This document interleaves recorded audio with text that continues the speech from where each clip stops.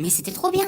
Je pouvais plus m'arrêter. Mais je te l'avais dit, tu vois, c'est vachement cool. Mais il y a plein de choses à aller voir au théâtre. T'as pas des conseils?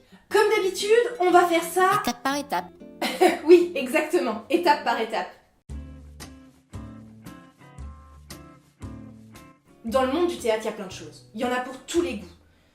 Et faut pas être effrayé par cette multitude de choix. C'est un petit peu comme quand tu fais ton marché, tu vois, tu prends les ingrédients que tu connais, dont tu as l'habitude, et des fois, comme ça, tu t'autorises une petite fantaisie juste pour changer. Et pour moi, le théâtre, c'est exactement pareil. C'est drôle, hein? Ça te parle dès que c'est à propos de la bouffe. Bah, évidemment, tu me connais, non? Non, plus sérieusement, il n'y a pas vraiment de guide théâtral. Le seul guide, c'est toi. Du coup, moi, par exemple, ce que je ferais, c'est que je partirais de quelque chose que j'aime beaucoup, donc j'irai voir un petit peu là-bas, et j'irai tout doucement vers des choses que je connais assez moins et qui me font peut-être un peu plus peur. C'est exactement comme dans un livre de recettes, en fait. La première chose à faire avant de faire la cuisine, c'est de savoir ce que tu as envie de manger. Écoute, au théâtre, c'est exactement pareil. La première chose à faire avant d'aller au théâtre, c'est de savoir ce que tu as envie de voir. C'est de savoir quels critères le spectacle que tu veux voir va remplir. Qu'est-ce que tu veux satisfaire en premier? C'est quoi ton besoin quand tu vas au théâtre? Vas-y, explique. Donc par exemple, moi, si j'ai envie de voir quelque chose de joyeux, quelque chose qui va me changer de ma journée, je vais aller voir une comédie musicale. Une comédie en tout cas, ça c'est sûr. Si j'ai envie de contempler et de m'émerveiller en même temps, j'irai forcément voir un conte. Si j'ai vraiment envie de me concentrer sur un texte, j'irai voir un huis clos, un seul en scène, un drame. Si j'ai envie de faire une expérience différente, je fonce voir une performance. Donc moi, on peut dire que je suis assez éclectique là-dessus, parce que j'aime bien fouiller partout et aller voir un petit peu de tout. Par contre, j'avoue qu'il y a encore des genres que je vais pas forcément voir. Mais quand on parle de genre théâtral, c'est vague. C'est quand même carrément plus complexe que le sucré-salé. Aujourd'hui, on a énormément de formes théâtrales différentes. Ah bon? Et ça s'éloigne de plus en plus de ce qu'on a appris au lycée. Mais si, vous vous souvenez, le duo inséparable, comédie, tragédie, la farce, le drame, le vaudeville, le théâtre de boulevard. Après, il y a certaines formes qui se sont un peu réinventées, remodernisées. Et aujourd'hui, on s'amuse surtout à éclater toutes ces limites-là et à retracer les axes du théâtre et aussi les genres. Et niveau genre, il y a vraiment ce qu'il faut.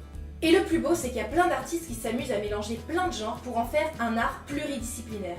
Une œuvre totale. Même s'il y a du choix, qui m'aide à choisir? Le lien entre le spectacle et son public ne se fait pas tout seul. Pour ça, on a la médiation culturelle.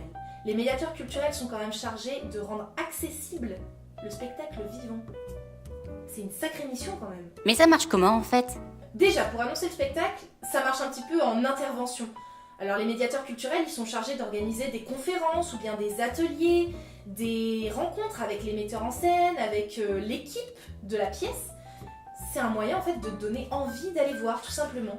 Et c'est exactement comme en cuisine. D'un côté, t'as ta recette, et de l'autre, t'as la photo de ce à quoi ta recette va ressembler, histoire de te donner un petit aperçu et surtout d'avoir envie de la faire.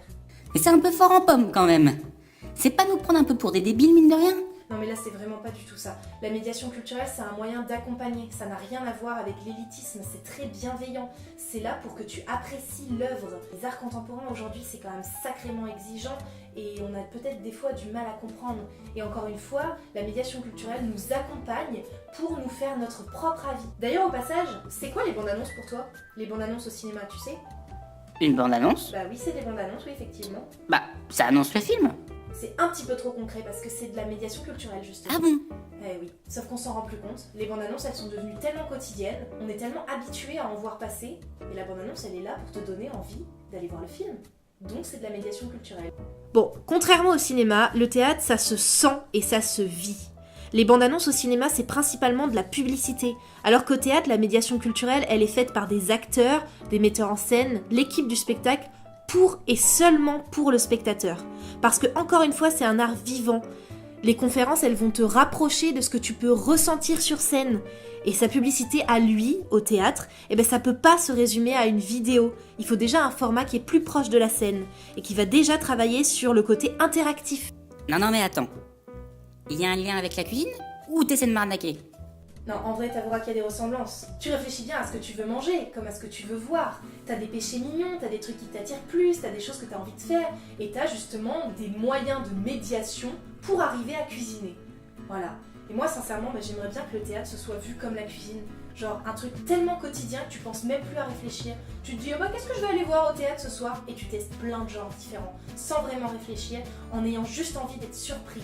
Sur ce, j'espère que cet épisode de Virlangue vous a plu. Moi, j'étais super contente de le faire. Je vais vous mettre tous les liens en barre d'infos. Aussi, on a dû déjà vous le dire, mais n'hésitez pas à cliquer sur la petite cloche juste en bas, parce que sinon vous aurez aucune notification quand je sors mes vidéos. Et dernière chose, bon appétit. Ah non, allez au théâtre, et si vous allez au théâtre, on pourra échanger nos avis sur certaines pièces et tout, ce serait cool. Voilà, donc à la prochaine. Et surtout, vous oubliez pas de vous abonner, hein.